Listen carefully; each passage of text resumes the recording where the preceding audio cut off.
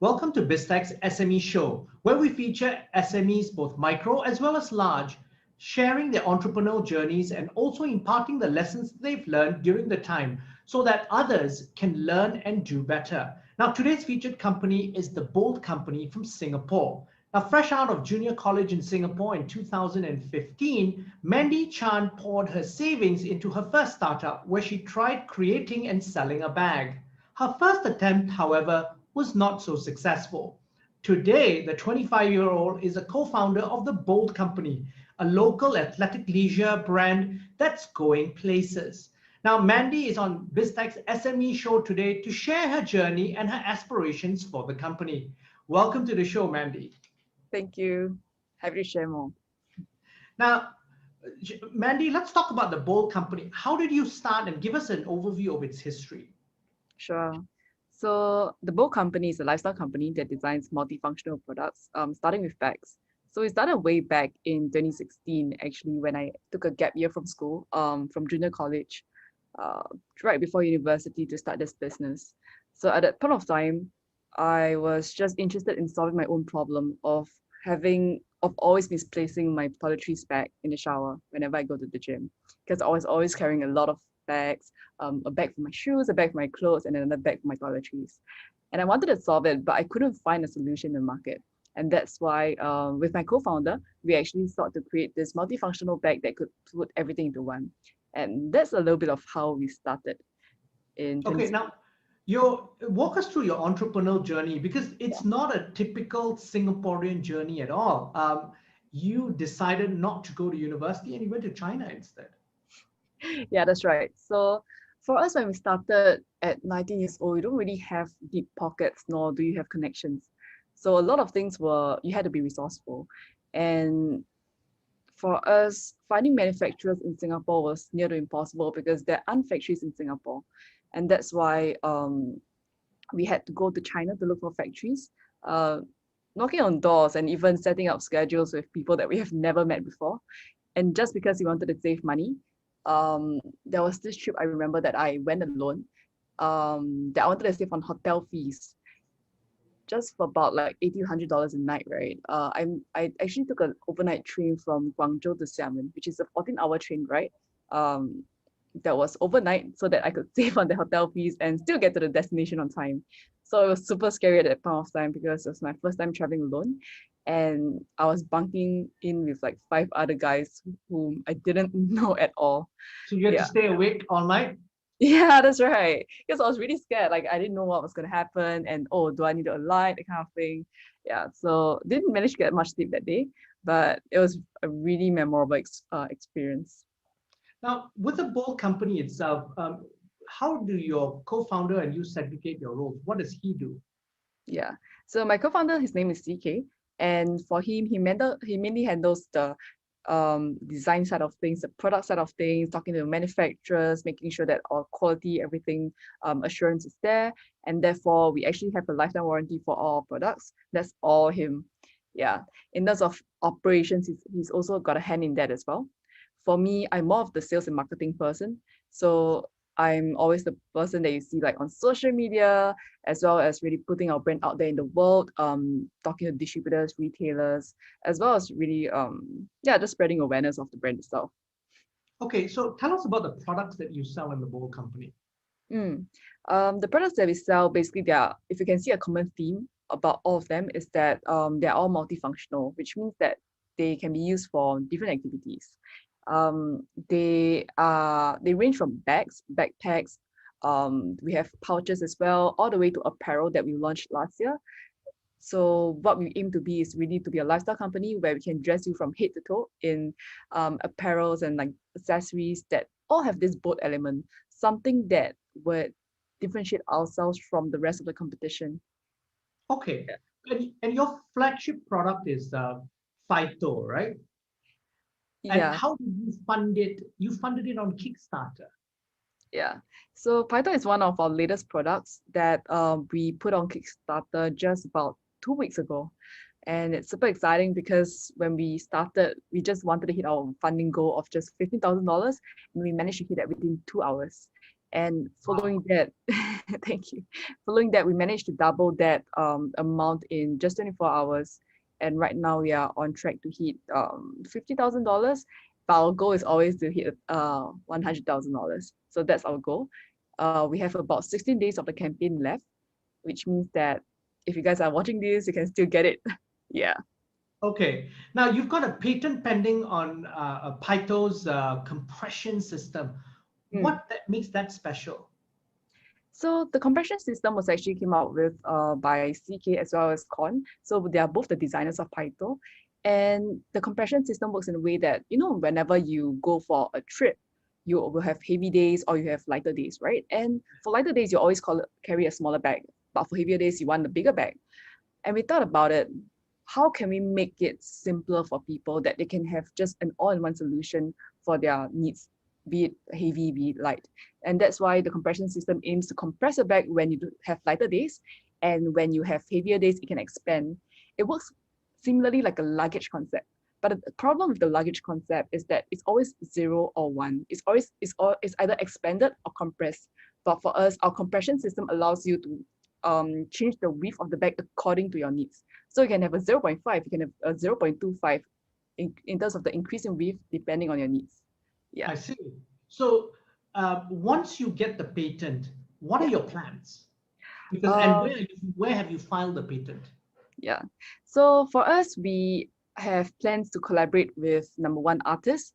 For us, we really believe in building our own community, and that's why with artists who have showed themselves to have a boat story, like a boat element in them, that's artists that we're definitely looking for. Another one I think that we've heard of is actually to license out the patent. Yeah. Okay. Mm. And who are the typical customers that actually buy your products? Typical customers include everyday people who are more towards the side of like road warriors. They, yeah, so there are people who are always on the go. They have multiple activities in a day. Um, they are the ones who are willing to pay for premium prices because they want something that lasts. They don't have to keep changing it all the time.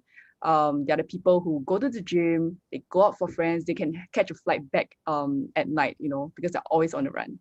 And another group of people that we found very interestingly are um, creative people. So creative people who pay attention to details, attention to quality and design. This is our second group of customer base that we didn't expect actually when we first started. Yeah, but because we pay such a close attention to say the zips having our logo on it, these are the small intricate details that designer people actually really like. And that's what CK is really good at as well. Yeah. And also because the key thing is for people who are involved in the creative fields, they tend to also pay for premium products. So most of them are Macintosh, for example, and they're Apple customers, right? Yes. So Yes. they will be willing to pay for products that are cool, like Yeah. yours. Yeah. And I guess like especially uh products that actually tell a story. Yeah. So I think those at least right now I feel like customers they want to know the face behind a brand. They want to have that connection to a brand. And that's what we always aim to provide. Yeah. So is that the way you compete with established brands like Targus? Yes, that's definitely one of the ways. For us, it's all about the personal touch. For Tigers, a big company, you want to talk to people, you have to talk to the customer service people, and then they'll direct you to here and there. But for us, we are just a ping away. So if anybody wants to talk to me, I'm on social media, and like for our customer service team, they're always ready to ping me if someone wants to talk to me about an opportunity or like ask me something about the bag.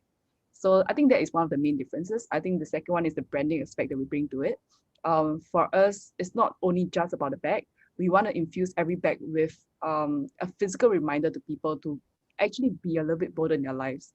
And through that, we actually do partner up with different organizations, such as the Breast Cancer Foundation last time, where we actually raised awareness of breast cancer through having a portion of our sales for any of our print products towards the raising awareness cause. Yeah. Okay. Now, how do you distribute your products? Is it entirely online or do you have various other channels? Mm. For us, we are largely online, but we do have a few physical stores. Other than marketplaces, we have it in department stores like Isetan, like Takashimaya in Singapore, and then or in overseas places like Japan, Taiwan, Korea. They are available in all their marketplaces as well. So we do have distributors bring the brand forward in these countries. Okay. And how have you funded the business so far? So for us, when we first started, it was just bootstrapping, right? So didn't really have a lot of money. Started off with a couple of $1,000. I think at that point of time, it was maximum $5,000 that I worked part-time jobs in order to fund the business.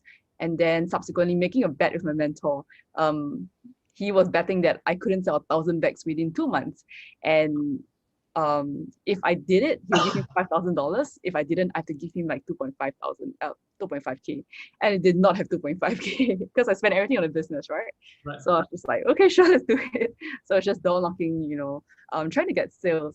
And thankfully, during the 2 months, we managed to door knock into one of the largest fitness franchise in Asia, in the world, I think, Anytime Fitness, and they placed a mass order. So that's how we won the bet.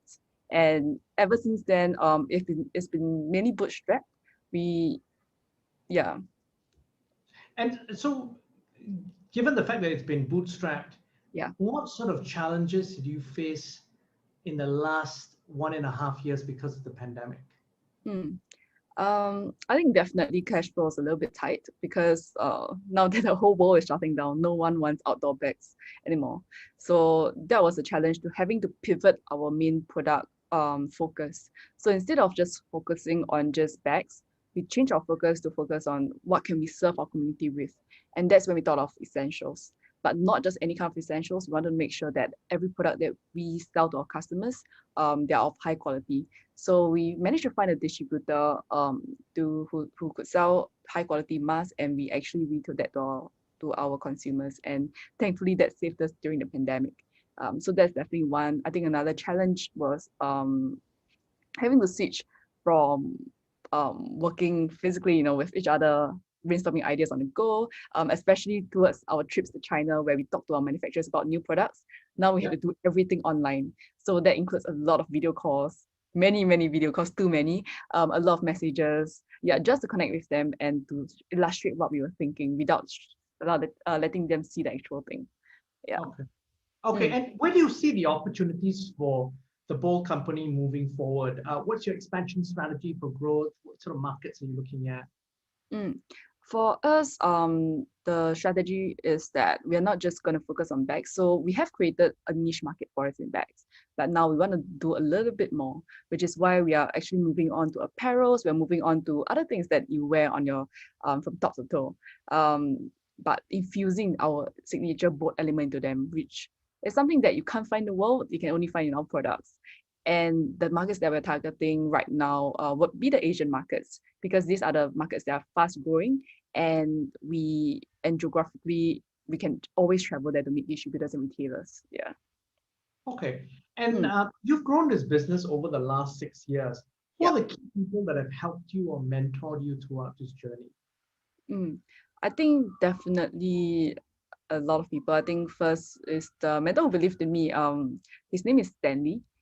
He was actually my first internship startup boss. So he is also the founder of Selfo, a company in Singapore, and he was the one who whom I asked at 30 years old, because he started a company at like 25, and then right now he's like 32, and I'm like, oh, you're still hustling, is it? Yeah, the hustling never stops. Because I was just like, I thought that, after 3 years and that's it, but he was the one who told me the reality of entrepreneurship. I think another shout out goes to Eric as well, from Fitness First. He was the one who actually saw me at a booth, because we were actually just displaying our collection at a Respect Collection booth, and he was there, and he passed by our booth and asked if we were doing any corporate gifts. So he was the main reason why we managed to sit a deal with with Fitness First for their uniform merchandise across Fitness First in Singapore and Malaysia. So if you walk to any Fitness First outlets right now and you look at the uniforms that they're wearing, actually all of them have our logo on them. I see. Yeah, as well as like the merchandisers that we are working with them for. And Yiping as well from Quest Ventures, yeah, who has been mentoring me all the way. Yeah, through all my silly self when I first started. Still silly, but a little bit more wise. Mandy, Yeah. you know, the Bolt company is now at a stage where it's projected to do over 1 million this year. Mm. What have you ever been approached to be acquired previously? Before that, we were actually approached to be acquired about 2 years ago by this big by this company, but we just didn't think that it was the right fit and the right value at the point of time. Yeah. Okay. Okay, and probably it was too early in your growth cycle. Yeah. I didn't know what I was doing, man. So Mandy, now final question. You had a very early start as an entrepreneur. You've survived. What are some of the key business lessons you've learned in the past that you perhaps can share with other entrepreneurs? For me, I think number one is to be bold. People are not always, people around you, especially your close ones, your loved ones, they are not always going to like the decisions that you're gonna make. Um, but I believe that to be successful in business, you need to have that rebel side of you, something that you just want things to be done your way. Yeah, and you need to shut out the world and just listen and be daring to listen to your inner voice. I think that's one. I think another key business lesson is always have always have a backup plan in terms of the things that are super important. So what I mean by this, right, is that last time when we were working with a manufacturer, there was this shipment that was incoming, and we were all looking forward to it. I even borrowed money from my friends in order to fund the production. And when the batch arrived, more than half of it was actually had defects. So that was a point where I realized that I put all my eggs into one basket with just one manufacturer, and that was a really, really tough time. Yeah, so always have a backup plan for the important suppliers. Make sure that you don't work with just one supplier. Make sure you work with 2 to 3 to make sure that, yeah, if anything happens, you have someone to solve it. And I think the last business lesson is to look at your financials. Yeah, I think very early on, it was all about, the numbers and all that. It's all about like sales, branding, marketing. But I think not a lot of people pay enough attention to financials. And that's why a few months ago, we actually switched our accountant to be this team of people who have been CFO their whole life. Yeah, to actually scrutinize our financials and make sure that everything that we are doing, it makes sense financially. Yeah. Mandy, thank you very much for taking your time to be on the show. It was a very interesting conversation. You're welcome. Now, I'm Brian Fernandez, and I've been speaking to Mandy Chan, the co-founder of the Bolt company, on BizTech's SME show. This video will be on our Facebook and our LinkedIn sites, as well as our website, www.biztech.asia. Please like and subscribe to our various platforms. Thank you very much for tuning in.